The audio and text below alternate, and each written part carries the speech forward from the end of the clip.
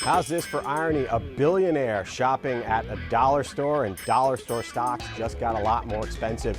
Carl Icahn disclosing a 9.4% stake in Family Dollar late Friday. Shares surging on that news. The speculation is that Icahn, who's a bit of a rabble-rouser, an activist shareholder, is going to pressure Family Dollar possibly into a merger with one of its rivals. Dollar General shares are also up Monday morning. It's a bigger company, so it would probably be the one that would have to buy Family Dollar. You'll want to keep an eye on Dollar Tree as well to see if that stock moves. I think Icahn definitely sensing opportunity in the dollar store realm. There are probably too many chains out there. Consolidation does make sense. This is a market that held up well during the Great Recession. Obviously, a lot of people that were worried about their daily budgets shopping at these lower end stores. But I think right now you just need some consolidation. There isn't that much demand to support all these chains. So Icahn stepping in. I just hope that Phil Mickelson didn't find out about it beforehand.